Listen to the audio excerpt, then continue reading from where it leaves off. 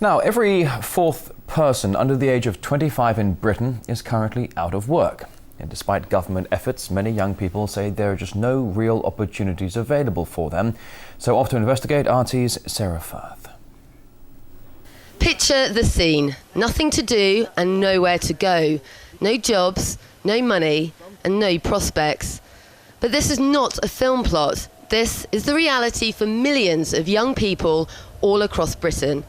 Well, we've come to join The Mouth That Rules, which is a film production company that's working and training young people in media and communications. But it's a really good way for a lot of people who are looking for jobs to come develop those communication skills. Unfortunately, across London, it very much depends on which borough you live in as to whether these types of services are available to young people. And guys, obviously you've got this opportunity to come along to this, but there's different boroughs that don't have the same sort of schemes running. I mean, how much of an issue do you think that is for people not to have anything at all? It's a big issue, a big issue, because I think that's when young people go off. Sometimes they can go off the routes because they have nothing to do. Job prospects are bleak. 1 in 4 16 to 24-year-olds in Britain right now are out of work, and the capital's been hit particularly hard.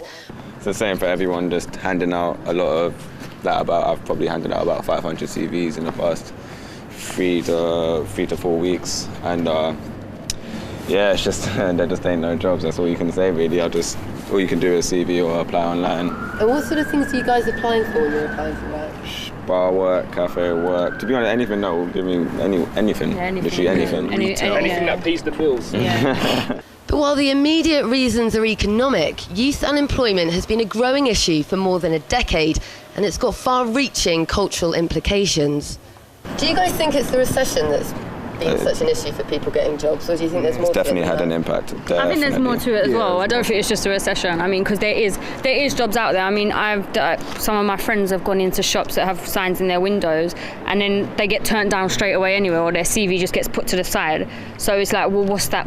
Why is the reason for that? What? Because we're wearing jeans and not trousers. So what's being done to address the problem? The government's bought out a youth contract providing £1 billion in funding for schemes aimed at getting young people into work.